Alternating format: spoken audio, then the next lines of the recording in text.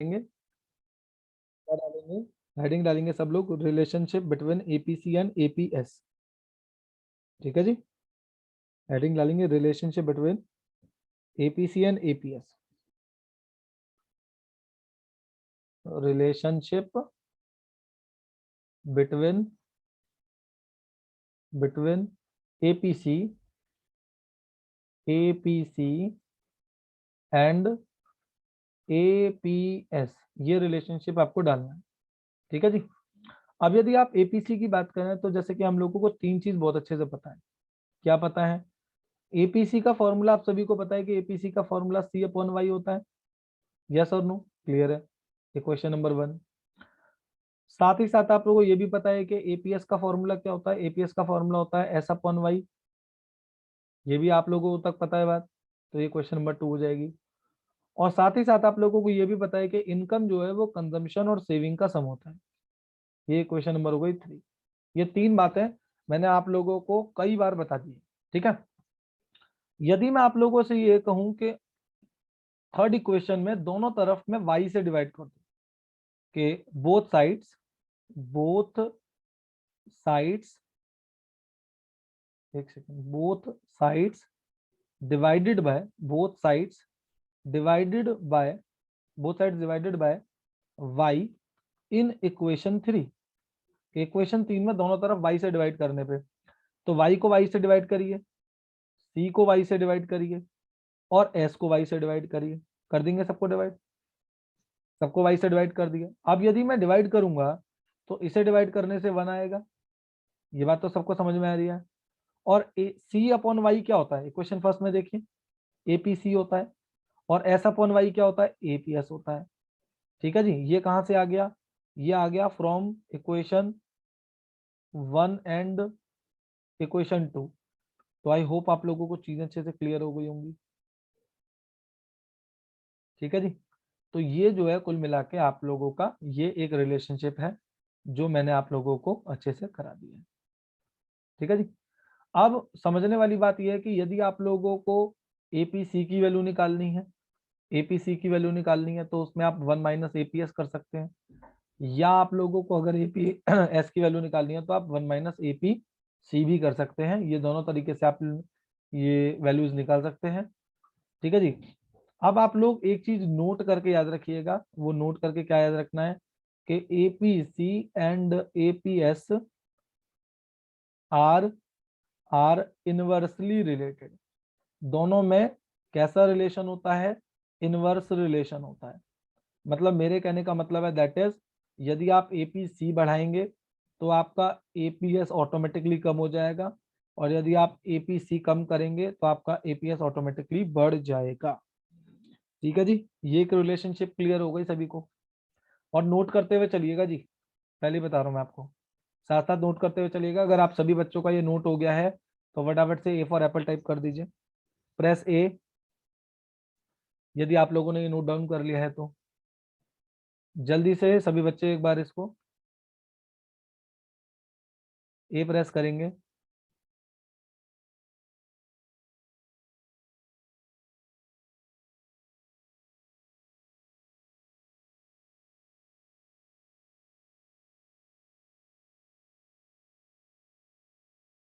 हाँ जी, जिनका होता जाए वो ए प्रेस करते जाइए। ठीक है। तो रिप्लाई जो है वो आया है, कुछ बच्चों का है, कुछ बच्चों का रहता है भी रिप्लाई। जल्दी बता दीजिए, मैं पेज को जो है वो क्या कर दूंगा, पेज टर्न कर दूंगा इसका। चलिए कर दूं पेज टर्न। आई होप सभी ने कर लिया होगा। चलिए अगला टॉपिक हम लोग लेते हैं। नेक्स्ट टॉपिक हमारे ऊपर आएगा, हमारे पास आएगा, जैसे हम लोग बोलेंगे रिलेशनशिप बिटवीन किस किस के बीच में रिलेशनशिप देख रहे हैं हम? MPC and MPS. Relationship between MPC और एमपीएस के बीच में रिलेशनशिप ढूंढ रहे हैं। समझ में आ गई बात? अब यदि आप लोग फिर से यहाँ पे अगर वीनो करके समझें तो एमपीसी क्या होता है?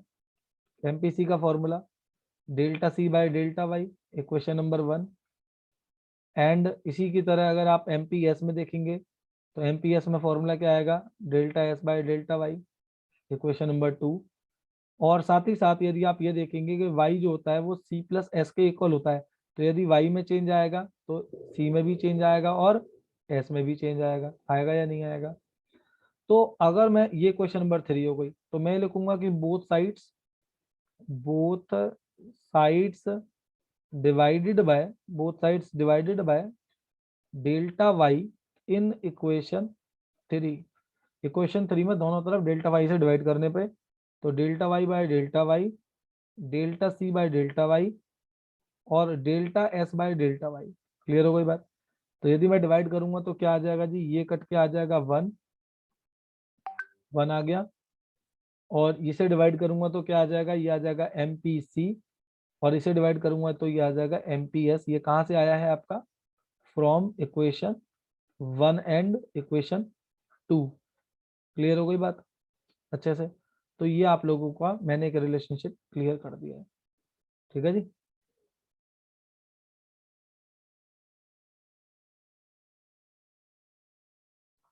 सही डेरिवेशन आएगा क्या? ये डेरिवेशन आ सकती है एग्जाम में, ठीक है, श्योरिटी अच्छा। नहीं होती है कि आएगा ही आएगा, लेकिन आ सकती है, हाँ मतलब चांसेस। चांसेस है। तो एमपीसी का फॉर्मूला क्या होगा, एमपीसी का फॉर्मूला होगा 1 माइनस एमपीएस, और यदि आपको एमपीएस निकालना है तो एमपीएस का फॉर्मूला होगा 1 माइनस एमपीसी। ये दो आप लोगों को ये भी चीजें क्लियर हो जानी चाहिए, ठीक है जी। अच्छा एक बात और बता दूं फिर से, यहाँ पे वही बात जो मैं पहले बता रहा था, नोट करते हुए आप लोगों को क्या लिखना है, नोट करते हुए आपको लिखना है कि MPC and MPS are inversely related, inversely related, दोनों में इनवर्स रिलेशन होता है। मतलब मेरे कहने का मतलब ये है कि जितना एमपीसी ज्यादा होगा उतना एमपीएस जो होगा वो कम होगा, जितना एमपीसी कम होगा उतना एमपीएस ज्यादा होगा, ठीक है जी। तो दोनों में इनवर्स रिलेशन होता है। इतना हो गया सभी का, नोट डाउन हो जाए तो बी फॉर बॉम्बे टाइप करिए, अगर इतना हो जाए तो बी फॉर बॉम्बे टाइप करिए जल्दी से।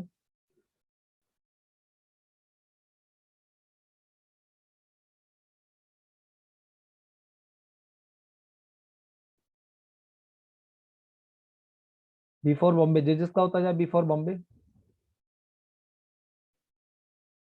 और भाई कोई डाउट आए तो पूछ सकते हैं आप लोग, बीच में ही आप अनम्यूट करके आप पूछ सकते हैं, कोई चीज समझ में नहीं आए या आप कोई चीज रिवाइज कर दोबारा सुनना चाहते हैं तो आप पूछ सकते हैं।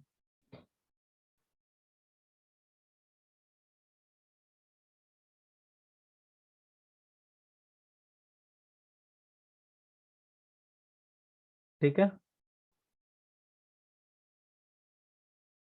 पेज पे लट रहा हूँ मैं, आई होप सभी ने कर लिया होगा। अगला टॉपिक आप लोग सब डालेंगे जिसे हम लोग बोलते हैं डेरिवेशन ऑफ सेविंग फंक्शन। क्या लिखेंगे, derivation of derivation of saving function.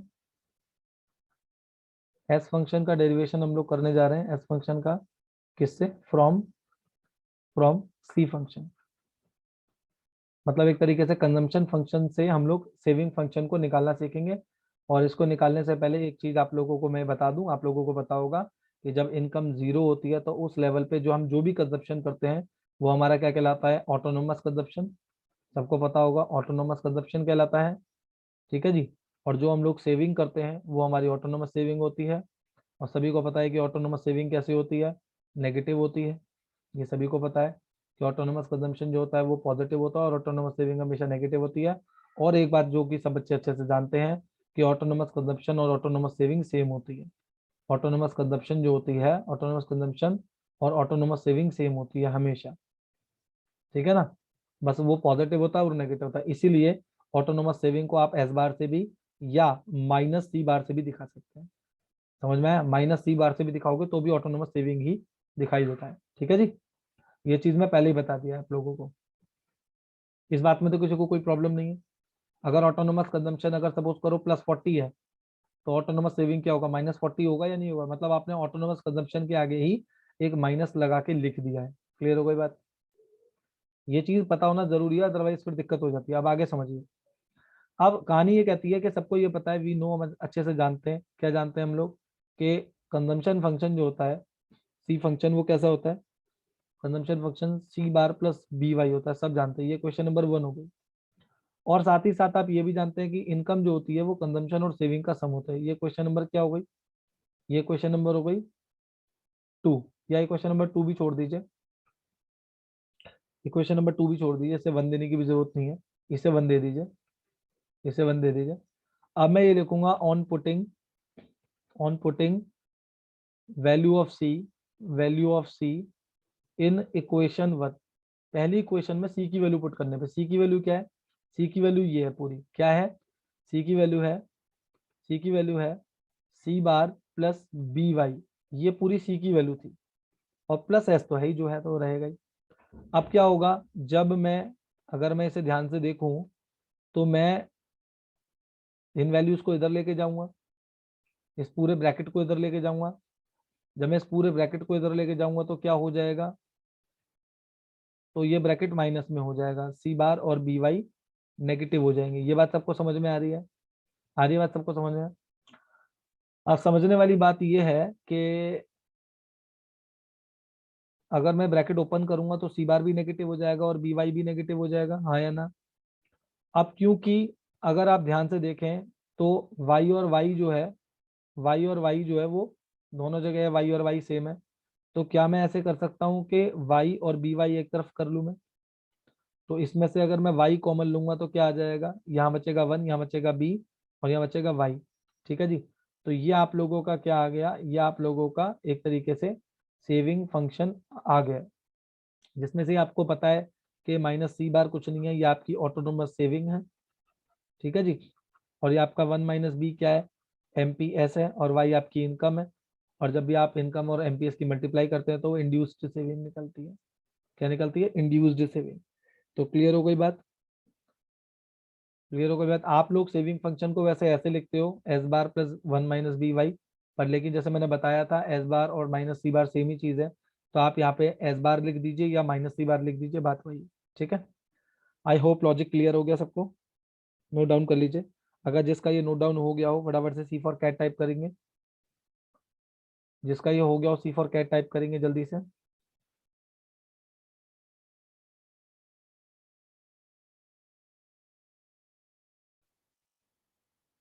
जिसका हो गया हो सी फॉर कैट टाइप करेंगे जल्दी से।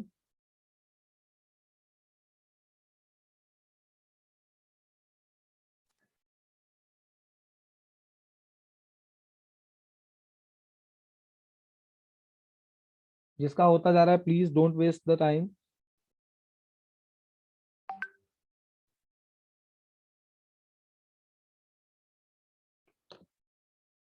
जल्दी से सबमिट करेंगे फटाफट से, सी सबमिट कर दीजिए, मतलब सी लिख दीजिए अगर आपका हो जाए तो।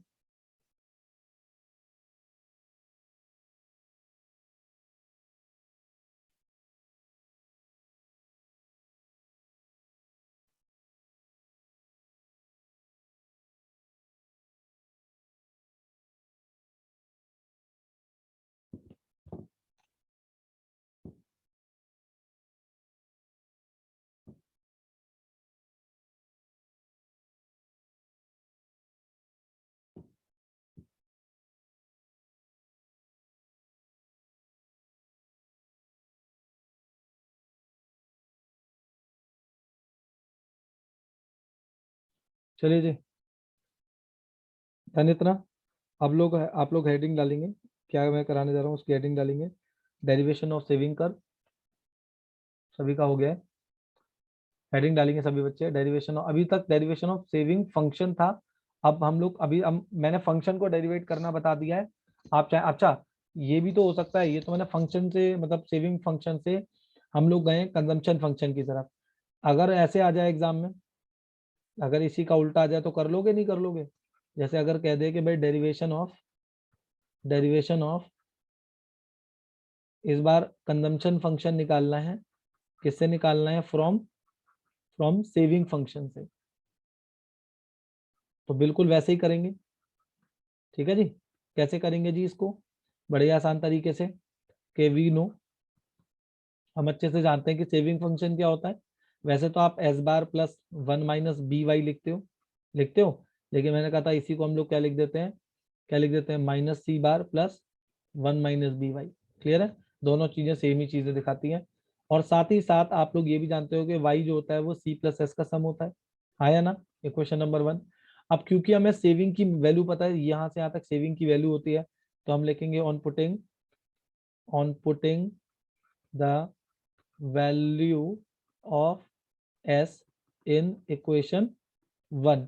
पहली इक्वेशन में वैल्यू रखने पे तो क्या होगा, तो y is equal to C plus, और सेविंग की वैल्यू पूरी पुटअप कर देंगे, क्या आ जाएगी minus C bar plus 1 minus B Y और ब्रैकेट क्लोज। चलिए अब क्या होगा,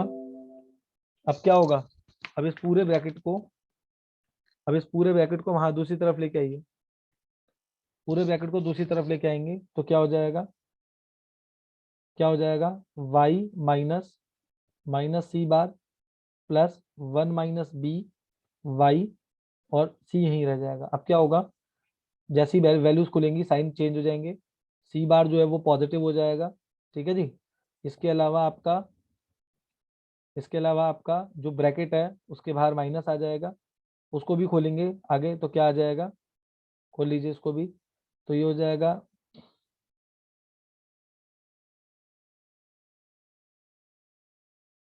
अब इसके बाद आपको क्या करना है, इसके बाद आप y की मल्टीप्लाई कर दीजिए, साथ साथ y की भी मल्टीप्लाई कर दीजिए, तो y की मल्टीप्लाई होगी क्या आएगा, minus Y plus Y B. ठीक है जी, इतनी बात सबको समझ में आ रही है। अब क्या हो जाएगा इसमें,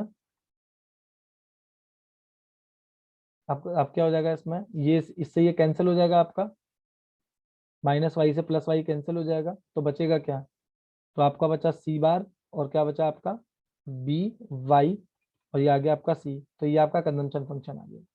क्लियर हो गई बात, यही आपको निकाल के दिखाना था, कंजम्पशन फंक्शन यही तो होता है ना, सी bar plus B Y. Clear हो गई भाई जी बात। तो अगर कभी एग्जाम में कुछ भी आ जाए, सेविंग कंजम्पशन फंक्शन से सेविंग फंक्शन या सेविंग फंक्शन से कंजम्पशन फंक्शन, तो आप लोग बड़े आराम से इसको कर सकते हैं। अगर आप लोगों को समझ में आ गया है और आप लोगों ने अगर नोट डाउन भी कर लिया तो डी फॉर डेली टाइप कर दीजिए, और किसी को कुछ पूछना है तो पूछ सकता है, किसी को कुछ पूछना है तो आप अपने माइक को अनम्यूट कर सकते हैं, चैट बॉक्स में भी लिख सकते हैं जैसा आपका मन करे। नोट डाउन हो जाए तो डी फॉर डेली लिख दीजिएगा।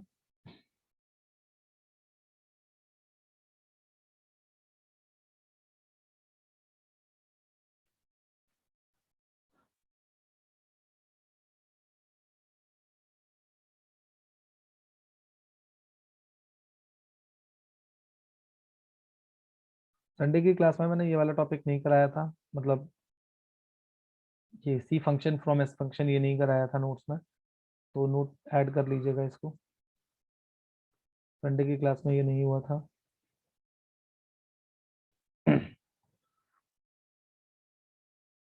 क्लियर है जी।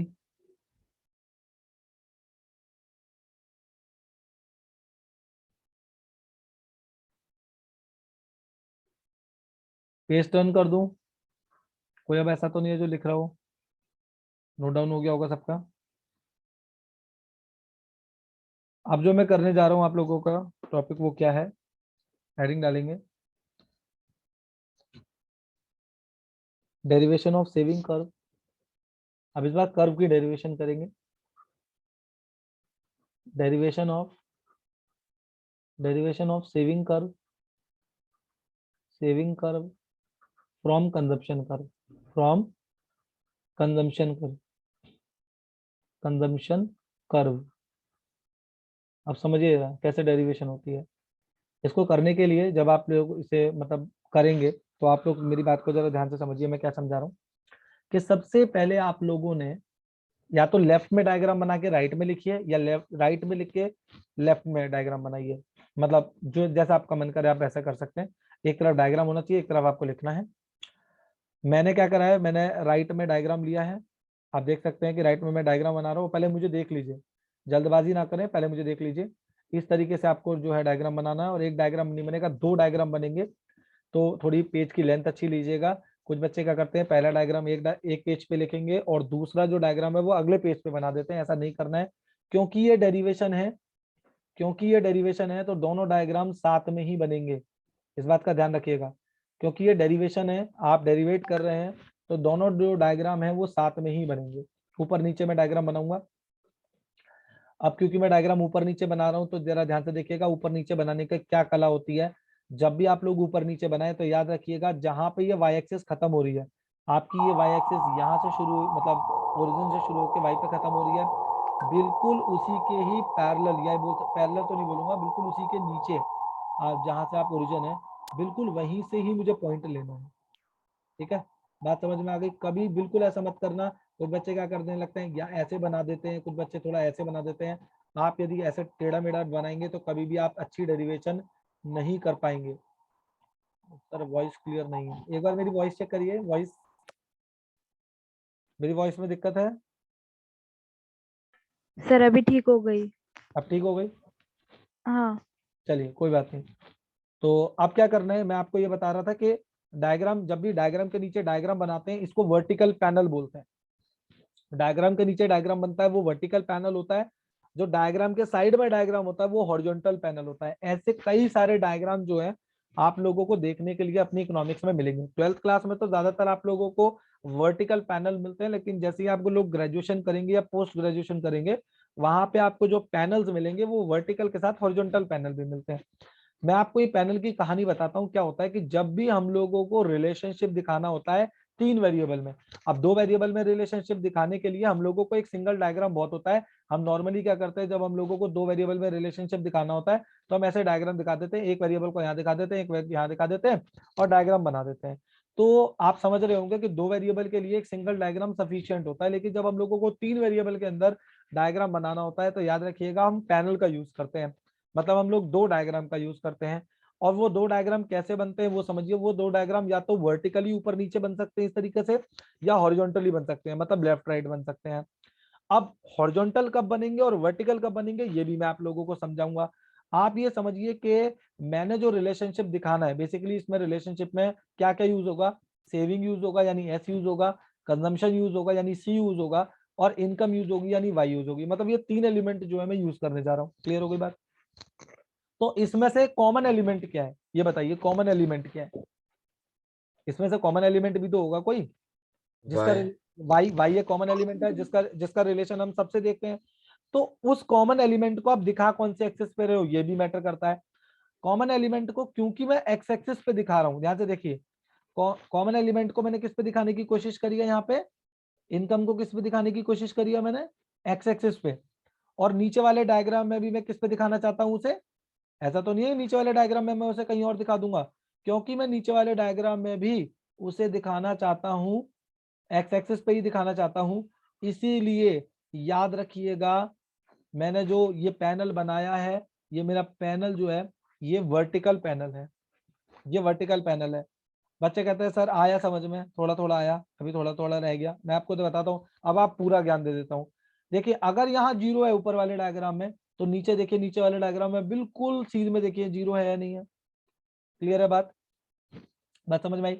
अगर मान लीजिए यहाँ पे अगर 100 है, फॉर एग्जाम्पल यहाँ पे 100 है, तो बिल्कुल इसी के, अगर मैं बिल्कुल एक वो ये ऐसे एकदम स्ट्रेट लाइन देखूं, तो बताइए मुझे यहाँ पे क्या दिखाना चाहिए, बिल्कुल इसके स्ट्रेट लाइन में यहाँ पे क्या दिखाना चाहिए, सीध में बिल्कुल 100 दिखाना चाहिए नहीं दिखाना चाहिए, यहाँ पे 100 दिखाना चाहिए नहीं दिखाना। तो यानी मैं ये बोल सकता हूँ कि जो स्केल ऊपर चल रहा है, जो स्केल ऊपर चल रहा है, सेम स्केल में नीचे फॉलो कर रहा हूँ, सेम स्केल में नीचे फॉलो कर रहा हूँ। इनकम में जो यहाँ दिखाई है तो यहाँ भी मैं इनकम दिखा रहा हूँ। तो मेरे कहने का मतलब है दोनों की एक्स एक्सिस दोनों सेम है, दोनों की एक्स एक्सिस हूबहू बनाइए। अगर यहाँ मान लीजिए यहाँ 200 है, तो बिल्कुल बिल्कुल उसी के सीध में यहाँ पे नीचे 200 ही होगा, 200 ही होगा। तो अगर आपने एक्स एक्सिस को सेम कर दिया तो वर्टिकल पैनल बनते हैं, और अगर आपने वाई एक्सिस को सेम करोगे, कभी इन फ्यूचर कभी सेम करने का मौका मिले, तो फिर हॉरिजॉन्टल पैनल बनेगा। वहां पे एक्स एक्सिस पे मतलब वाई एक्सिस अगर सेम रहेगी, अगर वाई एक्सिस सेम रहेगी तो डायग्राम ऐसे बनेंगे, लेफ्ट राइट बनेंगे। और अगर एक्स एक्सिस सेम बन रही है तो डायग्राम ऐसे बन रहे हैं। इस पूरे को एक पैनल बोला जाता है। ये भी एक पैनल है, वर्टिकल पैनल है, जो दूसरे वाला होता है वो हॉरिजॉन्टल पैनल होता है। बात समझ में आ गई? या बस मैं मेहनत ही करता रहता हूँ? बताइए जल्दी से, लॉजिक समझ में आ रहे हैं नहीं आ रहे? बोलो प्यारो। Yes sir. आ रही है? आ रही है ना बात समझ में? तो यही मैं आप लोगों को समझाने की कोशिश कर रहा था। चलिए भाई, अगर इतनी बात आप लोगों को अच्छे से समझ में आ गई है तो आगे बढ़ते हैं बिना टाइम वेस्ट करे।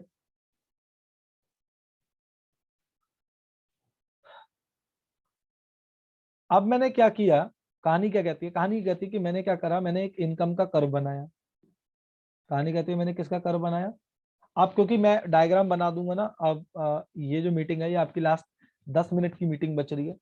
10 मिनट की मीटिंग बच रही है। अगर मैं इसमें डायग्राम बनाऊंगा और फिर जब मुझे इसे समझाना होगा तो मुझे फिर अगली मीटिंग में डायग्राम बनाना पड़ेगा, 2 बार डायग्राम बनाना पड़ेगा, तो टाइम बहुत कंज्यूम होगा।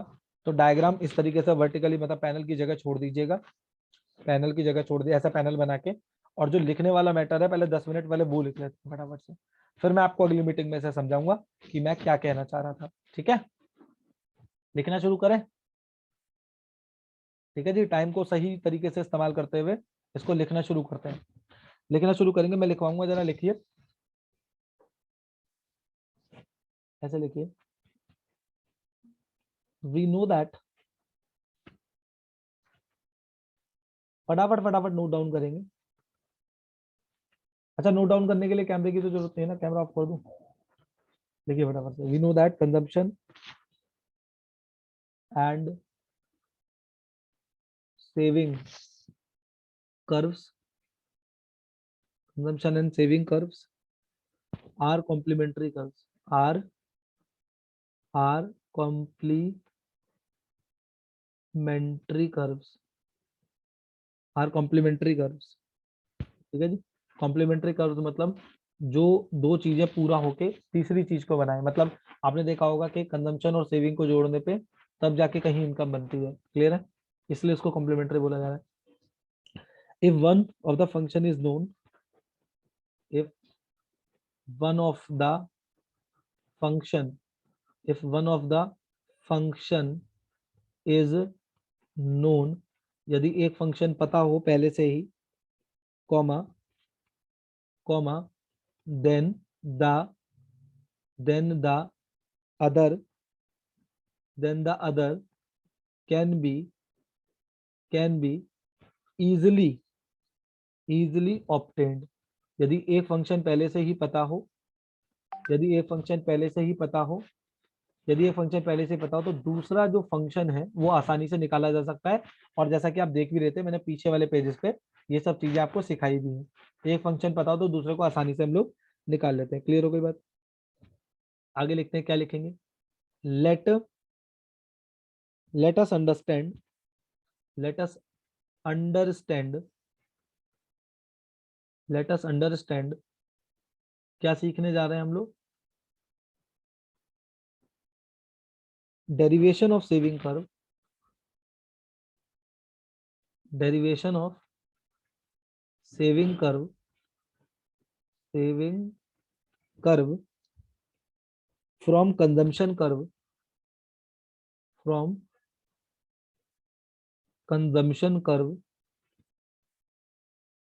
From consumption curve through the given diagram, through the given diagram. ठीक है जी, आगे चलेंगे, फुल स्टॉप लगा देंगे। आगे लिखेंगे as seen the diagram, as seen in the diagram. जैसा कि हम लोग डायग्राम में देख सकते हैं, अभी तो खैर आप लोग नहीं देख सकते, वो तो खैर जब डायग्राम बनेगा तभी समझ में आएगा। CC is the consumption curve, CC is the consumption curve and 45 degree line, and 45 degree line OY represents the income curve, represents the income curve full stop.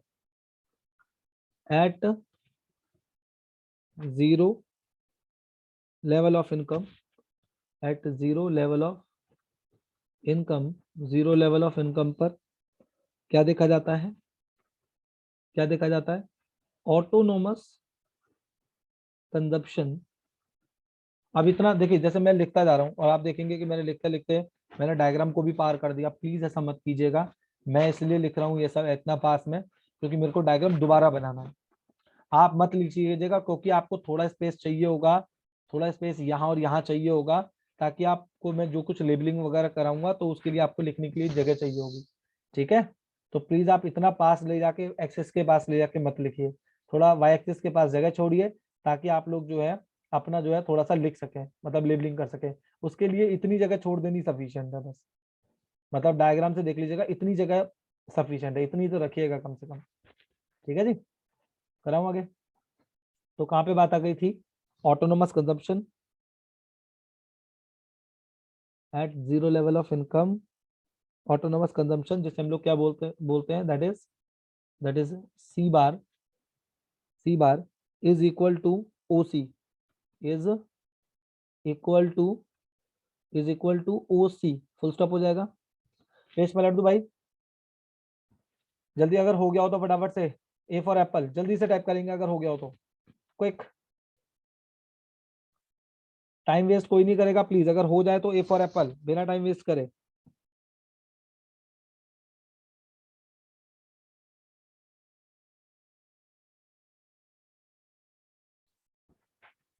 जल्दी से, सभी का नहीं हुआ है अभी, जल्दी जल्दी हाथ चलाइए, होता जा रहा है, फटाफट से बताते चलिए। ए फॉर एप्पल, अभी कुछ बच्चों ने रिप्लाई नहीं दिया प्लीज।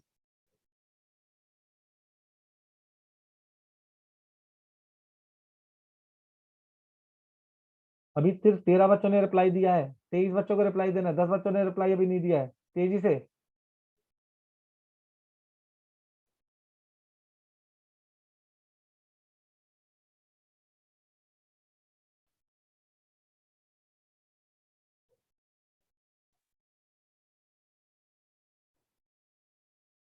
हाँ जी हो गया, चलिए पेज पलट रहा हूँ मैं, किसी का रह गया हो तो बता देना।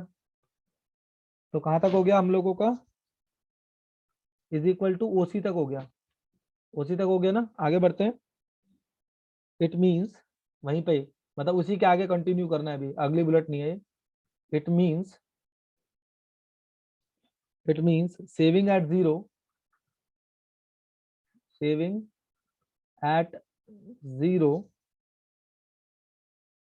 level of income, saving at zero level of income is,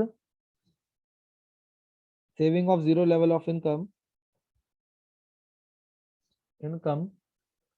will be, not if is नहीं आएगा, income will be OS, और ब्रैकेट में लिखेंगे that is minus C bar, that is minus C bar, full stop आ जाएगा। as a